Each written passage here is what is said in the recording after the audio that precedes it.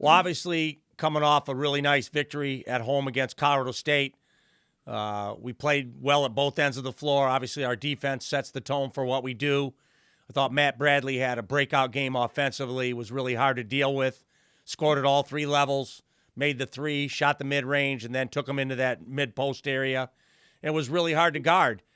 We got contributions from a lot of players. I think we had 5 players in double figures. We played the game the right way and was very encouraged after that game. Be looking forward to getting Adam Seiko and Josh Tomajic back. So hopefully get those guys back here in the near future. Hopefully Seiko today, Josh to follow. We're getting ready to play Wyoming. We didn't practice, obviously, yet, getting ready for that game. The coaches had watched a lot of tape on Sunday getting ready for today's practice.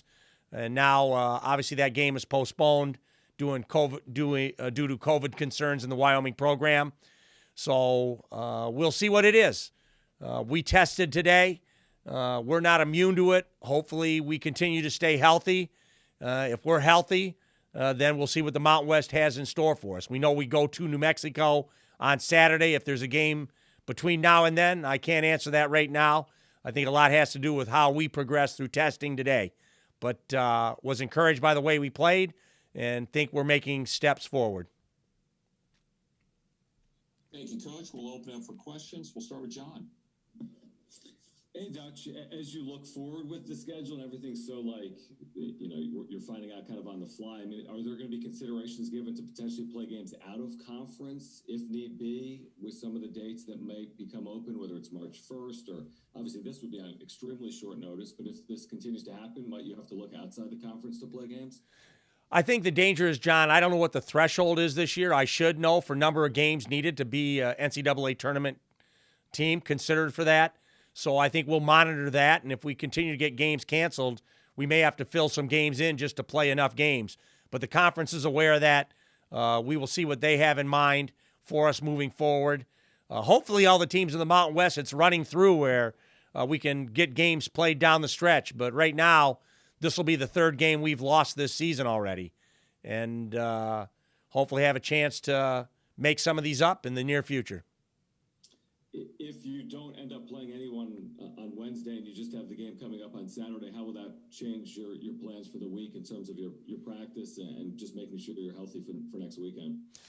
Well, today we'll just kind of try to get ourselves better. We don't have an opponent at this point, and it's too early to start getting ready for New Mexico. So we'll get ourselves better today on the practice floor. We'll see what the results of our testing is, what bodies we have available. Obviously, we've been affected this year too, but we've always had enough players to play. So we'll see what it is later tonight or early tomorrow morning and see where we stand, and then let the conference decide what is best for everybody. Right. Thanks, Dutch. Thanks, John. We go to Bryce. Hi, Dutch. When you don't have a lot of opportunities, when the schedule doesn't give you a lot of shots, but quality quad one wins, you took advantage of Colorado State, you took advantage of St. Mary's. Wyoming was a game that could have looked good in the net in terms of March. What's it mean when you miss a shot at one of these, because you have cashed in on a couple others, and when it's so limited? Yeah, well, you want all the opportunities you can get, and obviously we were planning on getting on a plane tomorrow and flying to Laramie and play a team that was 27 in the net. So that opportunity is lost for now. Whether it's made up in the future, I think depends on how many games we're trying to make up. You know, now we have 3 games to make up, and there's no guarantee we want to have 4 and 5 when we get down the stretch. So we'll see what's available to us. The conference has got a difficult job of trying to manage all these schedules. I don't know how many teams are in protocol right now. Whether it's 5, 6, 7 teams in the conference aren't playing right now. So the ones that are trying to find ways to get games. You talked a lot about at different points in the season, this team is going to be good. You didn't know when it would happen. There's so many factors out of your control, but you kind of consistently expressed confidence. As you kind of look back, you had a couple early losses, but none of those losses were bad. A couple on the road, BYU, Michigan, unbeaten USC. And you look at the rankings today, there's 3 teams in the top 25 with 4 losses. You guys are sitting there with 3 coming off, a really big win on national TV. how is this team settled in? Is it settled in? And how do you feel about where you're at in terms of that confidence you've expressed throughout the season? I think we're going to get better. I think we're just scratching what we're going to be. And we get Seiko back, we get Josh back, we keep healthy, and we get at full strength. Then I think we'll have a chance to be a pretty good team. So our best basketball is still ahead of us, in my opinion. And why do you feel that way? In maybe a couple of specifics. It's just different guys in different roles. I think Adam Seiko is our best shooter. He had 10 threes in a row over 3 games. I think when we add another shooter to the lineup, I thought Tahiro's done a good job with Josh out. We're building depth. We're defining roles. Having Lamont back was huge. Someone, I think I was on a radio today, and someone said if you went to a game and knew that Trey Pulliam and Nathan Mensah between them would score 2 points and you would win by 30, do you think that would be possible? I would say no.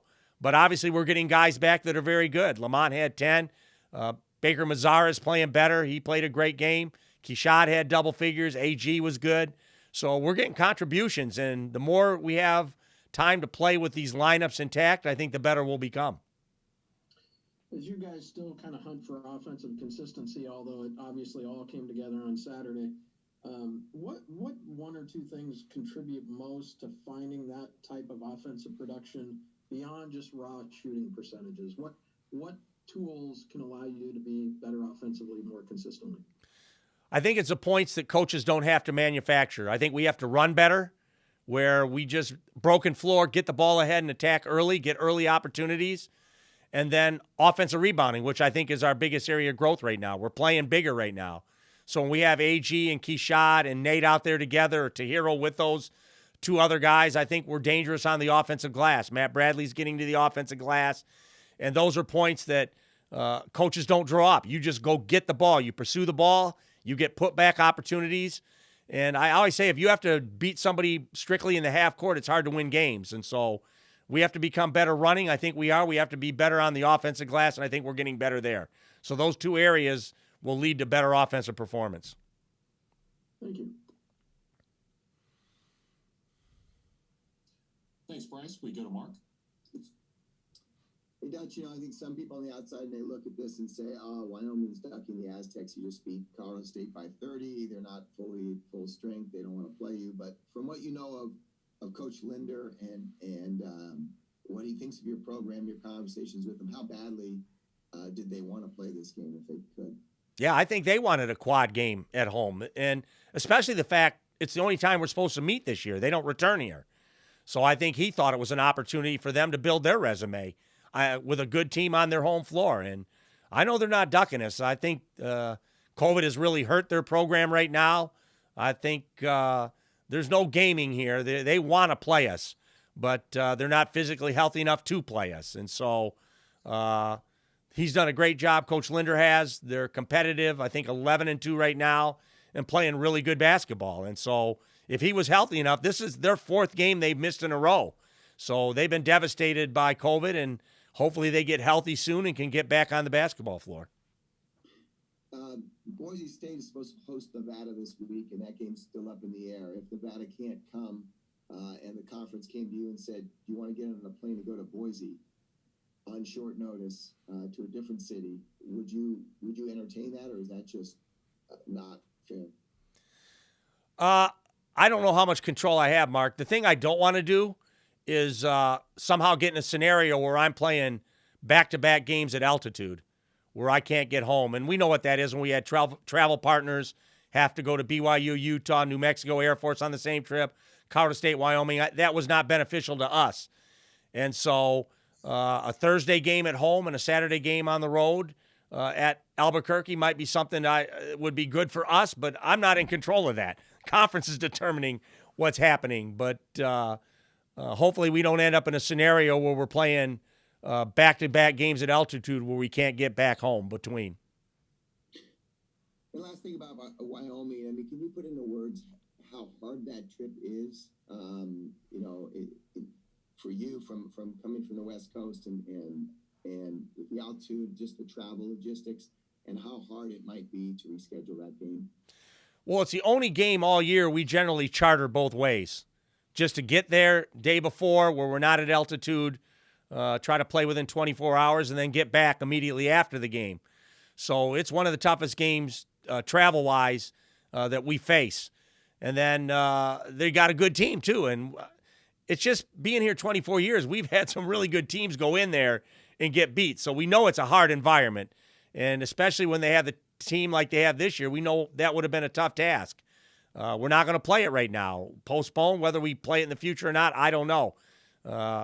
As we start adding up games to make up, how many can you make up when the schedule's full down the stretch? I mean, this is the third game now. We're going to have to try to find a way to make up. And so the conference is going to have their hands full trying to figure out how to get these games in. Thank you. Thanks, Mark. We'll go to Lee Hamilton. Hey, Brian, I got a conference question.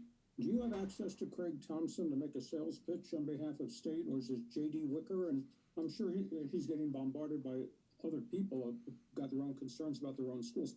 They're not making these decisions in a vacuum, or are they?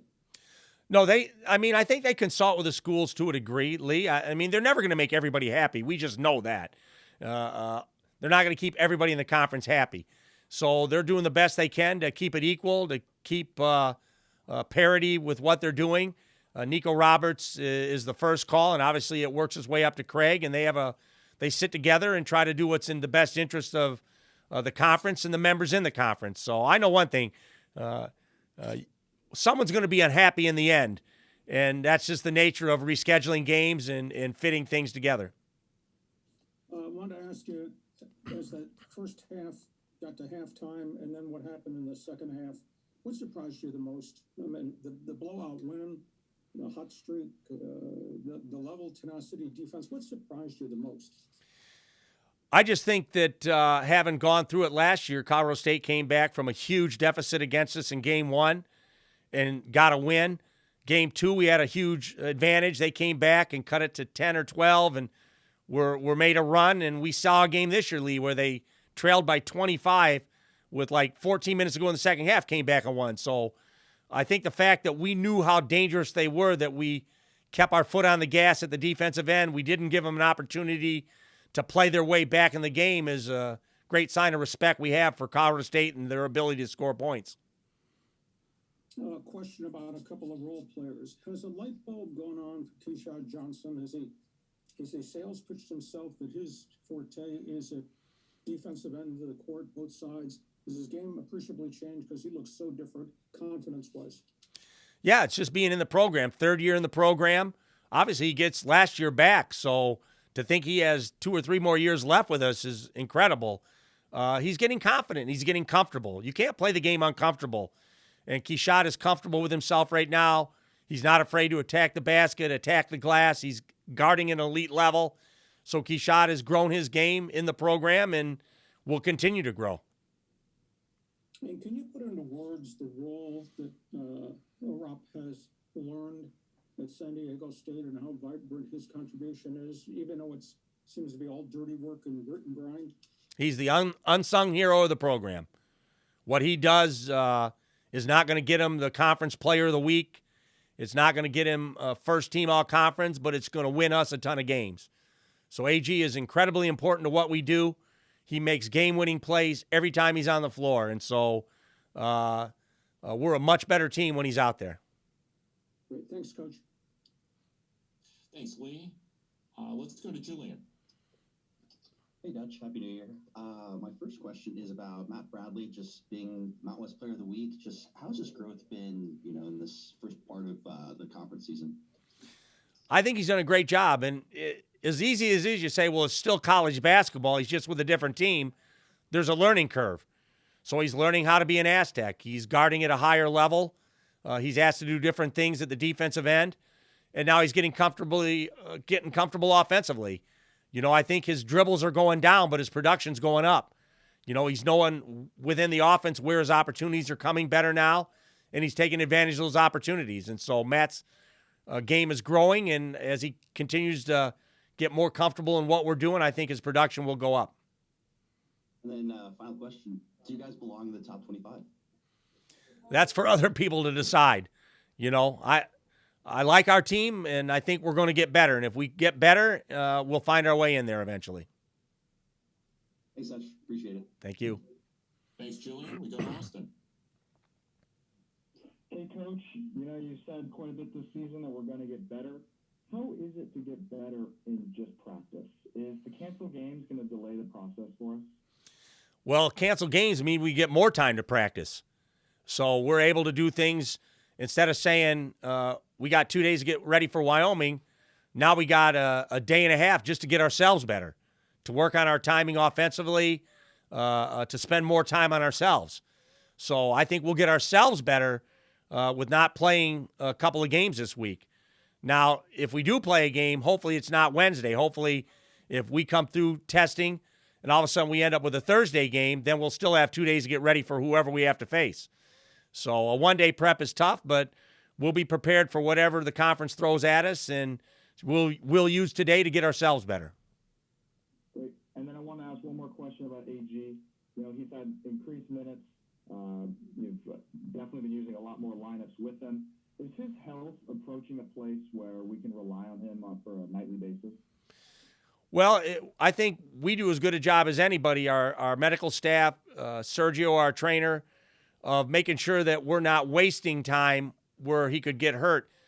AG didn't practice the 2 days leading into the game. And coaches around the country are going to be going insane. How can you not practice a guy and let him play? Well, we did that with Tim Shelton. It's just years of experience knowing that the most important minutes are game minutes, and AG can sit on the sideline, he can watch, he can pick stuff up, and then go in there and contribute. And so we're trying to be real careful with AG where we have him fresh and healthy when it's most important, and that's game time.